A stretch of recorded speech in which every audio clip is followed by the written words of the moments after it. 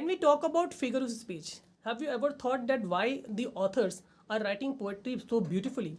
To understand the exact meaning of their poetry, we need to understand the figure of speech. एक poem को बहुत अच्छे से समझने के लिए कि उस पोयम में क्या दिया हुआ है, उसका क्या यूज़ है, ऑथर क्या मैसेज कन्वे करना चाहता है, उसको एग्जैक्ट जानने के लिए फिगर ऑफ स्पीच पढ़ना बहुत ज़रूरी है. There are so many types of figure of speech. In this video, we will discuss only some types of figure of speech. So we're gonna learn so many things. That will be the part 1 only. In the second part and third one, the rest of the parts, we'll discuss all the figure of speech. So what we're gonna learn in this video, let me discuss. First thing, we will answer the question, what is figure of speech? Figure of speech क्या है? That we will know. The next question, we will discuss why it is used. Figure of speech का हम इस्तेमाल क्यों करते हैं? And then we will discuss the types of figure of speech. इन सारे सवालों का जवाब जानेंगे कि फिगर स्पीच क्या है, कैसे यूज़ करते हैं और क्यों यूज़ करते हैं और ये कितने तरह की होती है. तो first thing that comes in our mind, what is figure speech. सबसे पहले जो माइंड में बात आती है कि फिगर स्पीच है क्या. Before we start the video to understand the figure speech, let us answer these questions. Have you ever thought that why do we call Sachin Tendulkar as master blaster.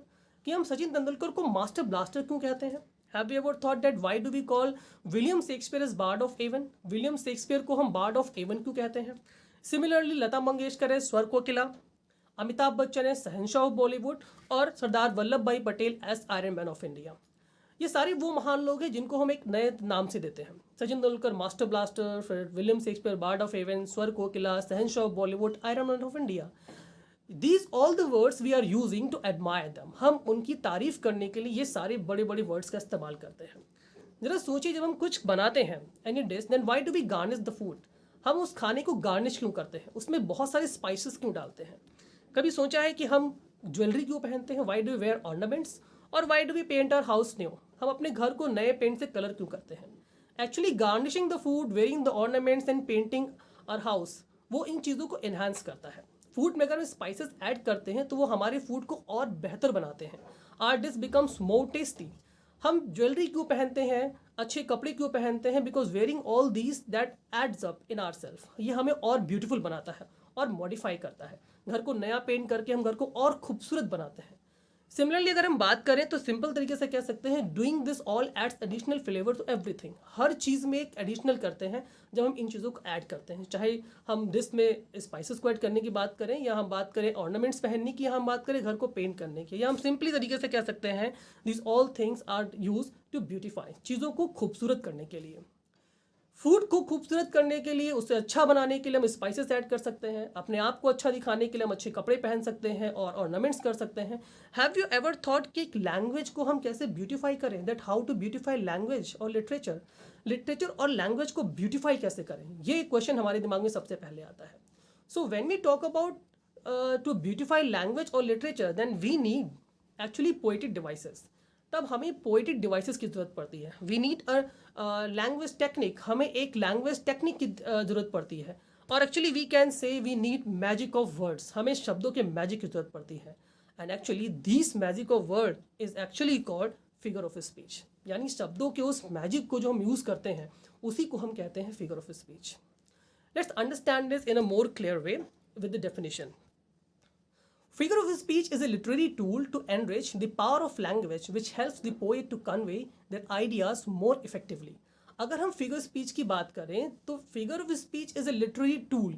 ये एक लिटरेरी टूल है to enrich the power of language.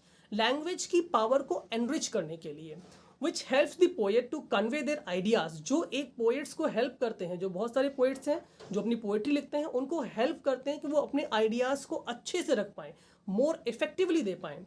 कोई भी बात वो कह रहे हैं, उस बात को बहुत अच्छे से कहने के लिए वो इस्तेमाल करते हैं फिगर ऑफ स्पीचेस को.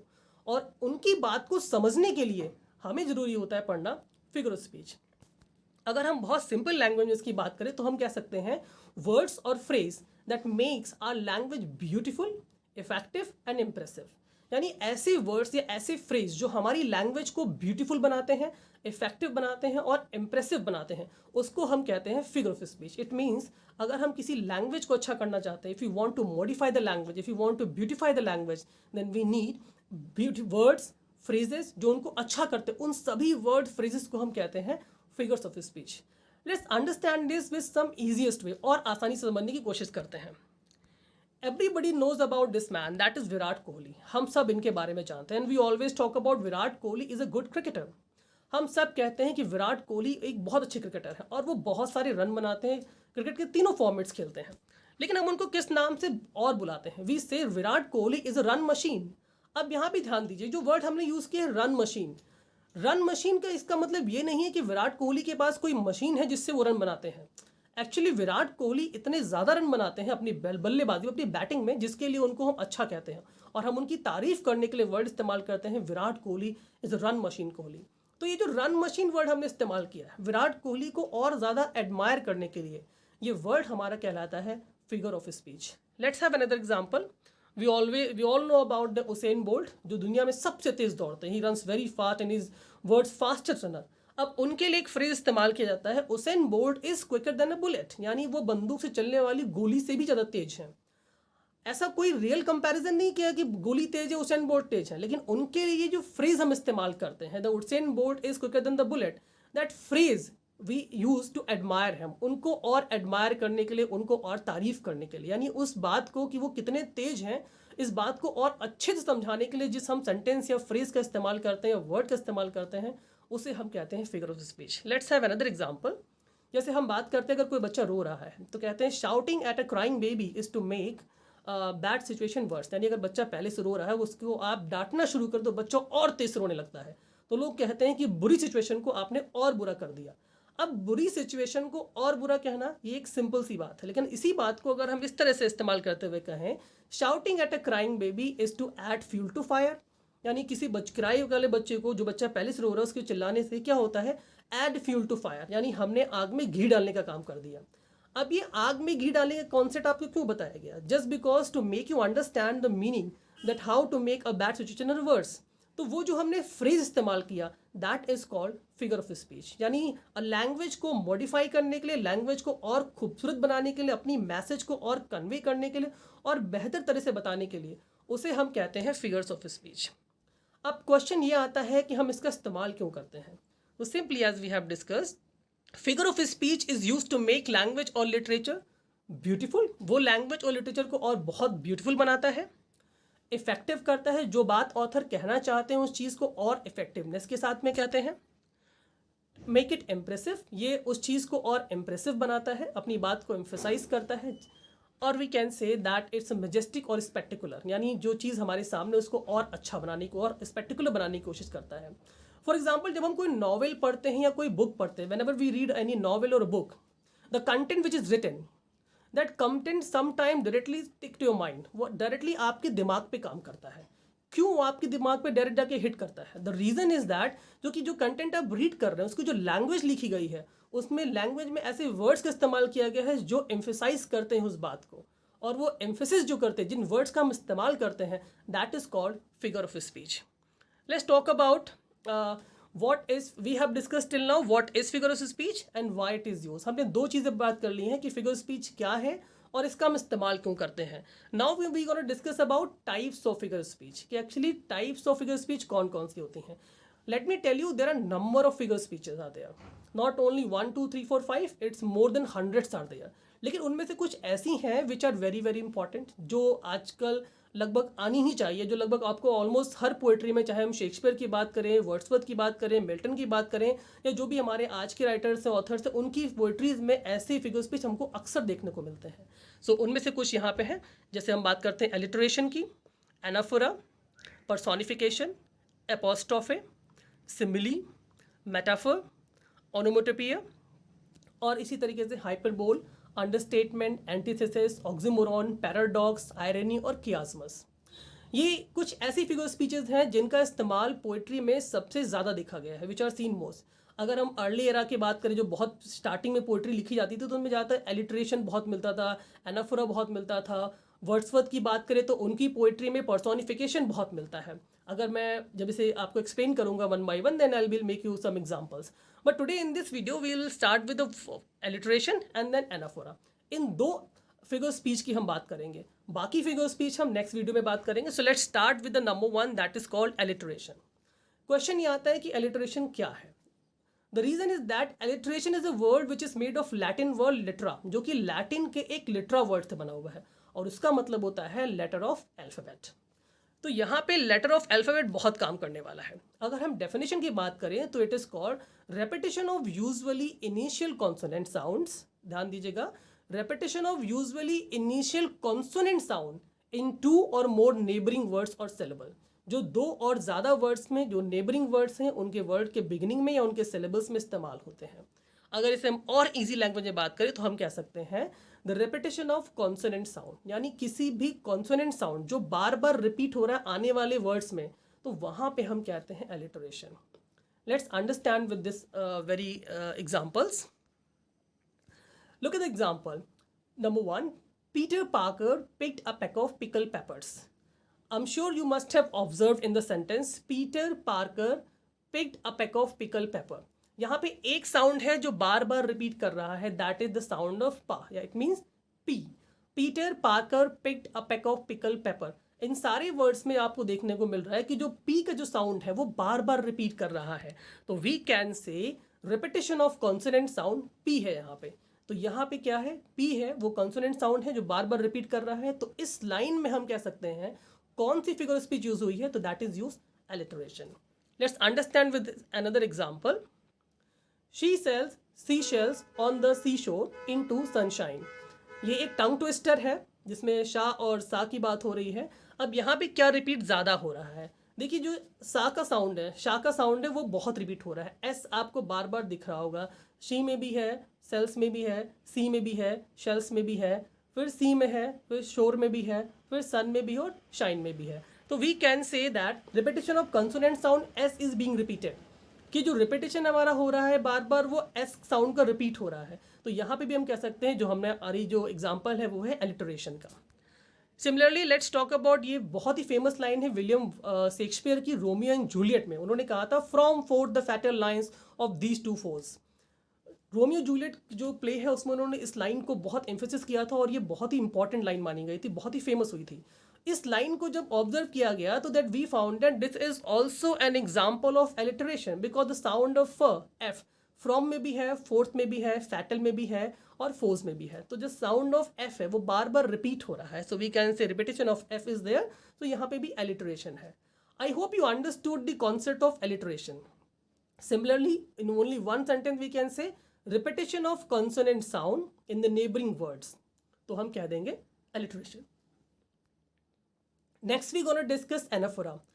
Do you know why I have chosen alliteration and anaphora in this video? Because both are similar, just only one difference. That is why I chose these two to explain. So let's discuss anaphora with a definition. Alliteration में भी repetition होता है और anaphora में भी repetition होता है, लेकिन दोनों में डिफरेंस है। एलिट्रेशन में रिपीटेशन होता है लेटर का और एनाफोरा में रिपीटेशन होता है वर्ड का। Remember, in alliteration letter is being repeated in the neighbouring words, but here word itself being repeated. यहाँ पे जो वर्ड है वो बार बार रिपीट हो रहा है। Let me tell you, repetition of a word और expression at the beginning of successive phrase, clause और सेंटेंसेस, यानी किसी फ्रेज में, किसी क्लॉज में, किसी सेंटेंस में अगर कोई ऐसे कुछ ऐसे वर्ड्स हैं, फ्रेज हैं, तो अगर वो बार बार रिपीट हो रहे हैं तो उनको हम एनाफोरा कहते हैं। और in an easy language we can say the repetition of same word in different clauses. अगर कोई डिफरेंट क्लॉज हैं उनमें बार बार कोई सेम वर्ड रिपीट कर रहा है तो वहाँ पे हम कहते हैं anaphora. Let's understand this with examples. I want my money right now, right here, all right. I am sure आपको यहाँ पे एक वर्ड कॉमन दिख रहा होगा। You must be observing a word that is coming again and again, that is right. Right now में right है, फिर राइट हियर में राइट है, फिर ऑल राइट में राइट है। सो वी कैन से जो राइट वर्ड है वो बार बार रिपीट हुआ है, तो इसीलिए इसको हम कह सकते हैं repetition of same word right. ध्यान रखिए, जब रिपीटेशन ऑफ सेम वर्ड होता है तो वो होगा एनाफोरा, और इसको हम रिपीटेशन भी डायरेक्टली बोल सकते हैं इस फिगर ऑफ स्पीच को। लेकिन अगर लेटर रिपीट हो रहा है दैट इज एलिटरेशन। मैं बार बार इस चीज़ को एम्फेसाइज कर रहा हूँ that you need to understand. Let's have another example. The wrong person was selected for the wrong job at the wrong time for the wrong position. यानी एक गलत इंसान को सेलेक्ट किया गया है गलत जॉब के लिए, गलत समय पे और गलत पोजीशन पे। So the word we are finding the wrong, which is being repeated again and again, जो बार बार रिपीट कर रहा है, the wrong word, the wrong person, wrong job, wrong position. The word which is repeated that is wrong, bar bar repeat हो रहा है, तो इसको हम कह सकते हैं here is again wrong word is repeated, so that is also anaphora. ये बहुत ही कॉमन और सुना हुआ फ्रेज है टंग ट्विस्टर है जो अक्सर हम इस्तेमाल करते हैं. I scream, you scream, we all scream for ice cream. So बार बार देखिए कि स्क्रीम वर्ड है वो रिपीट कर रहा है. So we find that I scream, you scream, we all scream for ice cream. Cream, scream, scream, scream is being repeated. So we can say repetition of same word, again that is called anaphora. ये William Blake की बहुत ही खूबसूरत poem है. In this poem he has written in every cry of man, in every infant's cry of fear, in every voice, in every band. Look at that here. हम यहाँ पे word नहीं phrase की बात कर रहे हैं. In every, in every, in every, in every 4 times repeat हुआ है. तो अगर कोई फ्रेज है, कोई वर्ड है, if phrases are being repeated or words are being repeated again and again, then again similar thing is there. So we can say repetition, same phrase, that is in every, so that will be called anaphora.